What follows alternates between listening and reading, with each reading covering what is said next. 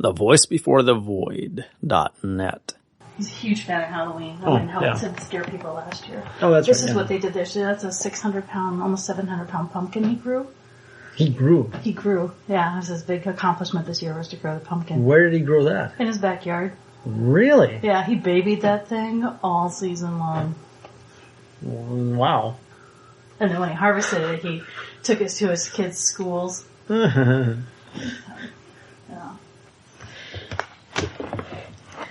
I've been wanting to read this again for a while. It's been years since I read it. And it's one of Lovecraft's less popular works, I think, because it doesn't have the sexy, crazy monster stuff that the gamers like. But I like it. The Crawling Chaos by H.P. Lovecraft and Winifred Virginia Jackson. Of the pleasures and pains of opium, much has been written. The ecstasies and horrors of De Quincey and the Paradis Artificial of Baudelaire are preserved and interpreted with an art which makes them immortal, and the world knows well the beauty, the terror, and the mystery of those obscure realms into which the inspired dreamer is transported. But much as has been told, no man has yet dared intimate the nature of the phantasms thus unfolded to the mind, or hint at the direction of the unheard-of roads along whose ornate and exotic course the partaker of the drug is so irresistibly borne.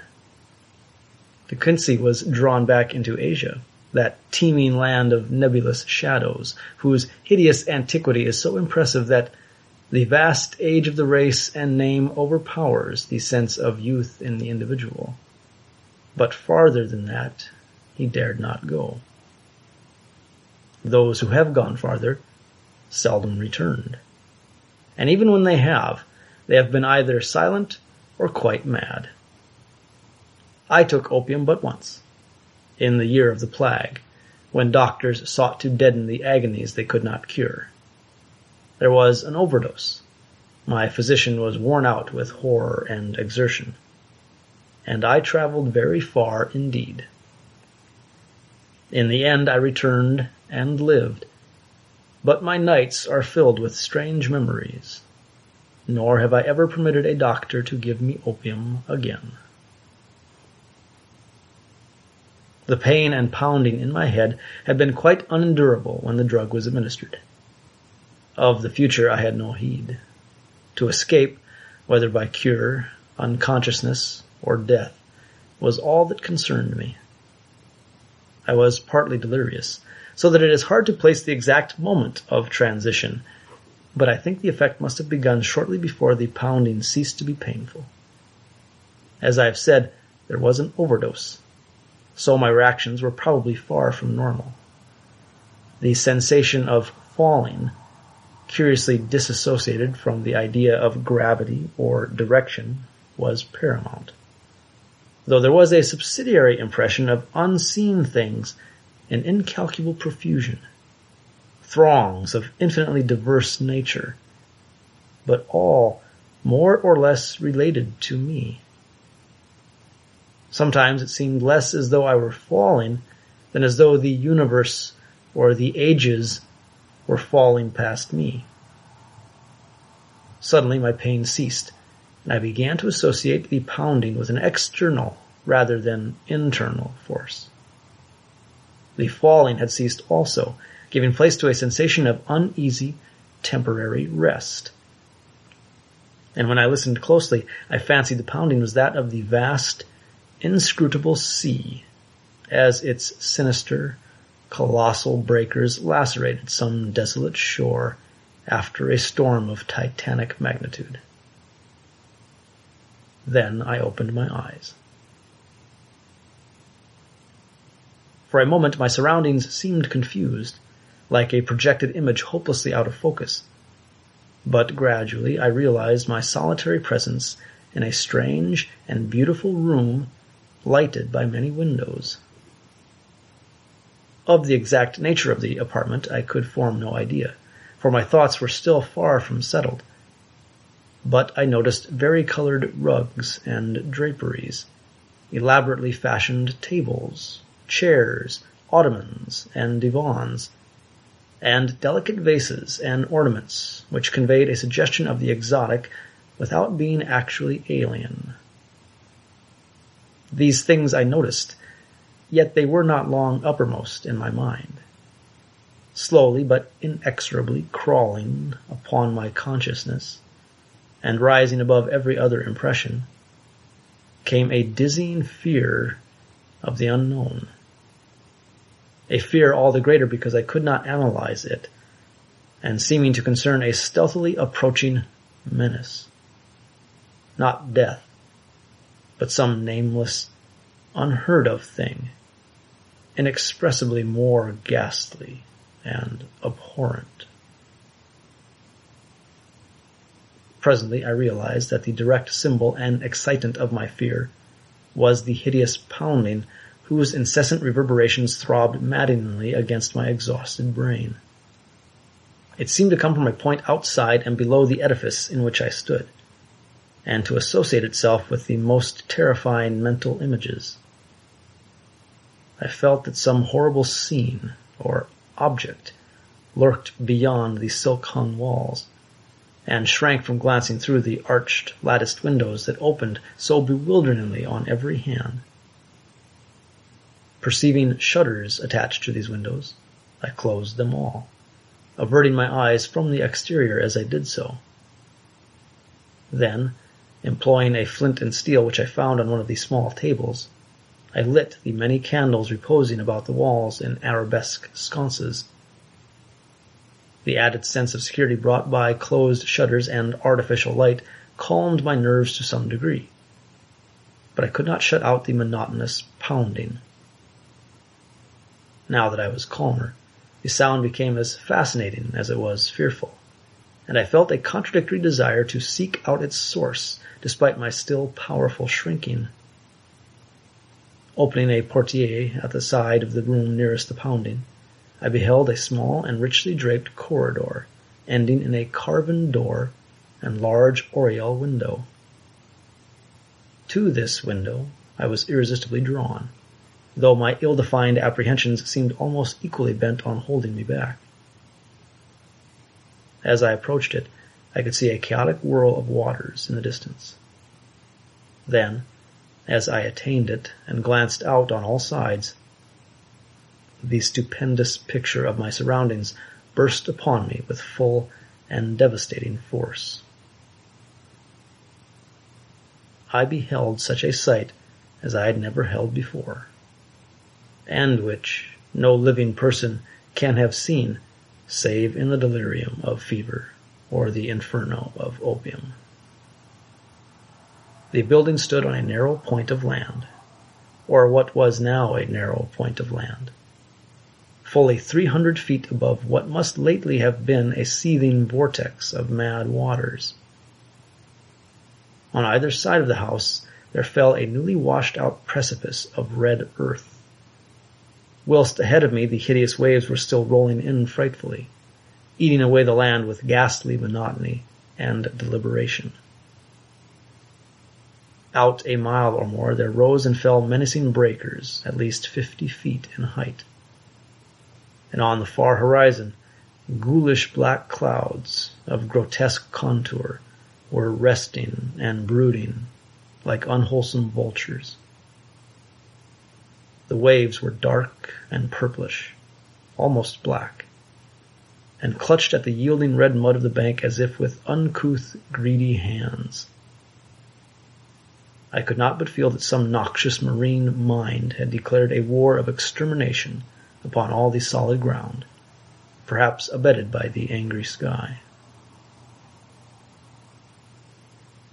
Recovering at length from the stupor into which this unnatural spectacle had thrown me, I realized that my actual physical danger was acute.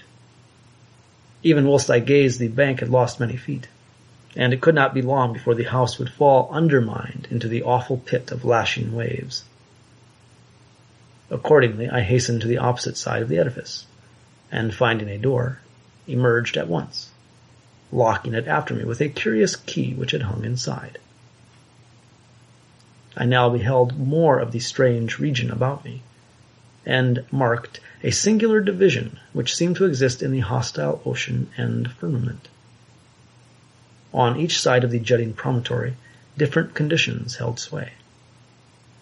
At my left, as I faced inland, was a gently heaving sea with great green waves rolling peacefully in under a brightly shining sun.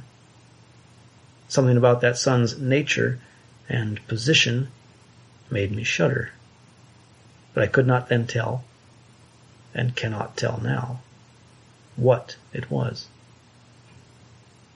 At my right also was the sea, but it was blue, calm, and only gently undulating, while the sky above it was darker and the washed-out bank more nearly white than reddish. I now turned my attention to the land, and found occasion for fresh surprise, for the vegetation resembled nothing I had ever seen or read about. It was apparently tropical, or at least subtropical, a conclusion borne out by the intense heat of the air. Sometimes I thought I could trace strange analogies with the flora of my native land, fancying that the well-known plants and shrubs might assume such forms under a radical change of climate. But the gigantic and omnipresent palm trees were plainly foreign. The house I had just left was very small, hardly more than a cottage, but its material was evidently marble, and its architecture was weird and composite, involving a quaint fusion of Western and Eastern forms. At the corners were Corinthian columns, but the red tile roof was like that of a Chinese pagoda. From the door inland there stretched a path of singularly white sand, about 4 feet wide, and lined on either side with stately palms and unidentifiable flowering shrubs and plants. It lay toward the side of the promontory where the sea was blue and the bank rather whitish. Down this path I felt impelled to flee, as if pursued by some malignant spirit from the pounding ocean. At first it was slightly uphill, then I reached a gentle crest. Behind me I saw the scene I had left, the entire point with the cottage and the black water, with the green sea on one side and the blue sea on the other, and a curse, unnamed and unnameable, lowering over all. I never saw it again, and often wonder. After this last look, I strode ahead and surveyed the inland panorama before me. The path, as I have intimated, ran along the right-hand shore as one went inland. Ahead and to the left I now viewed a magnificent valley comprising thousands of acres and covered with a swaying growth of tropical grass higher than my head. Almost at the limit of vision was a colossal palm tree, which seemed to fascinate and beckon me. By this time, wonder and escape from the imperiled peninsula had largely dissipated my fear. But as I paused and sank fatigued to the earth, idly digging with my hands into the warm, whitish golden sand, a new and acute sense of danger seized me. Some terror in the swishing tall grass seemed added to that of the diabolically pounding sea, and I started up crying aloud and disjointedly, "Tiger? Tiger? Is it tiger? Beast? Beast? Is it a beast that I am afraid of?" My mind wandered back to an ancient and classical story of tigers which I had read. I strove to recall the author, but had difficulty. Then, in the midst of my fear, I remembered that the tale was by Rudyard Kipling, nor did the grotesqueness of deeming him an ancient author occur to me. I wished for the volume containing this story, and had almost started back toward the doomed cottage to procure it, when my better sense and the lure of the palm prevented me. Whether or not I could have resisted the backward beckoning without the counter-fascination of the vast palm tree, I do not know. This attraction was now dominant, and I left the path and crawled on hands and knees, down the valley's slope, despite my fear of the grass and of the serpents it might contain. I resolved to fight for life and reason as long as possible against all menaces of sea or land, though I sometimes feared defeat as the maddening swish of the uncanny grasses joined the still audible and irritating pounding of the distant breakers. I would frequently pause and put my hands to my ears for relief, but could never quite shut out the detestable sound. It was, as it seemed to me, only after ages that I finally dragged myself to the beckoning palm tree and lay quiet beneath its protecting shade. There now ensued a series of incidents which transported me to the opposite extremes of ecstasy and horror. Incidents which I tremble to recall and dare not seek to interpret. No sooner had I crawled beneath the overhanging foliage of the palm than there dropped from its branches a young child, of such beauty as I had never beheld before. Though ragged and dusty, this being bore the features of a faun or demigod, and seemed almost to diffuse a radiance in the dense shadow of the tree. It smiled and extended its hand. But before I could arise and speak, I heard in the upper air the exquisite melody of singing. Notes, high and low, blent with a sublime and ethereal harmoniousness. The sun had by this time sunk below the horizon, and in the twilight I saw that an aureola of lambent light encircled the child's head. Then in a tone of silver it addressed me. It is the end. They have come down through the gloaming from the stars. Now all is over, and beyond the Arinurian streams we shall dwell blissfully in Teilo. As the child spoke, I beheld a soft radiance through the leaves of the palm tree, and, rising, greeted a pair whom I knew to be the chief singers among those I had heard. A god and goddess they must have been, for such beauty is not mortal. And they took my hands, saying, "Come, child, you have heard the voices, and all is well. In Teilo, beyond the Milky Way and the Arinurian streams, are cities all of amber and chalcedony, and upon their domes of many facets glisten the images of strange and beautiful stars. Under the ivory bridges of Teilo flow rivers of liquid gold, bearing pleasure barges bound for blossomy Cytherean of the seven suns. And in Teilo and Cytherean abide only youth, beauty, and pleasure, nor are any sounds heard, save of laughter, song, and the lute. Only the gods dwell in Teilo of the golden rivers, but among them shall thou dwell." As I listened, enchanted, I suddenly became aware of a change in my surroundings. The palm tree, so lately overshadowing my exhausted form, was now some distance to my left and considerably below me. I was obviously floating in the atmosphere, companioned not only by the strange child and the radiant pair, but by a constantly increasing throng of half-luminous, vine-crowned youths and maidens with wind-blown hair and joyful countenance. We slowly ascended together, as if borne on a fragrant breeze which blew not from the earth, but from the golden nebula, and the child whispered in my ear that I must look always upward to the pathways of light, and never backward to the sphere I had just left. The youths and maidens now chaunted mellifluous choriambics to the accompaniment of lutes, and I felt enveloped in a peace and happiness more profound than any I had in life imagined, when the intrusion of a single sound altered my destiny and shattered my soul. Through the ravishing strains of the singers and the lutanists, as if in mocking demoniac concord, throbbed, from gulfs below, the damnable, the detestable pounding of that hideous ocean. And as those black breakers beat their message into my ears, I forgot the words of the child and looked back, down upon the doomed scene from which I thought I had escaped.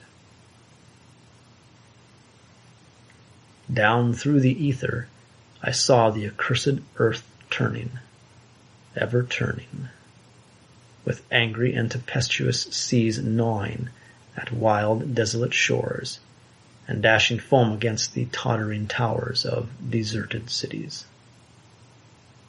And under a ghastly moon there gleamed sights I can never describe, sights I can never forget. Deserts of corpse-like clay, and jungles of ruin and decadence, where once stretched the populous plains and villages of my native land.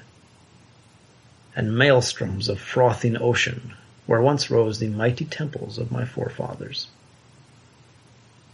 Around the northern pole streamed a morass of noisome growths and miasmal vapors, hissing before the onslaught of the ever-mounting waves that curled and fretted from the shuddering deep. Then a rending report clave the night, and athwart the desert of deserts appeared a smoking rift. Still the black ocean foamed and gnawed, eating away the desert on either side as the rift in the center widened and widened. There was now no land left but the desert, and still the fuming ocean ate and ate.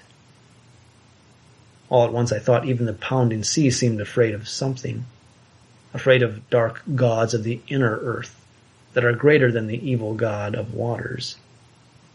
But even if it was, it could not turn back, and the desert had suffered too much from those nightmare waves to help them now. So the ocean ate the last of the land and poured into the smoking gulf, thereby giving up all it had ever conquered. From the new flooded lands it flowed again, uncovering death and decay. And from its ancient and immemorial bed it trickled loathsomely, uncovering nighted secrets of the years when time was young and the gods unborn. Above the waves rose weedy, remembered spires. The moon laid pale lilies of light on dead London, and Paris stood up from its damp grave to be sanctified with stardust. Then rose spires and monoliths that were weedy, but not remembered. Terrible spires and monoliths of lands that men never knew were lands. There was not any pounding now, but only the unearthly roaring and hissing of waters tumbling into the rift. The smoke of that rift had changed to steam, and almost hid the world as it grew denser and denser. It seared my face and hands, and when I looked to see how it affected my companions, I found they had all disappeared. Then, very suddenly, it ended, and I knew no more till I awaked upon a bed of convalescence. As the cloud of steam from the Plutonic Gulf finally concealed the entire surface from my sight, all the firmament shrieked at a sudden agony of mad reverberations which shook the trembling ether. In one delirious flash and burst it happened, one blinding, deafening holocaust of fire, smoke, and thunder that dissolved the wan moon as it sped outward to the void. And when the smoke cleared away, and I sought to look upon the earth, I beheld against the background of cold, humorous stars only the dying sun and the pale, mournful planets searching for their sister.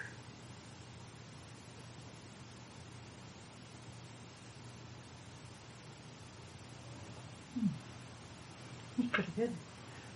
Isn't that fun? Mm-hmm. I love listening to you read them. Happy Halloween.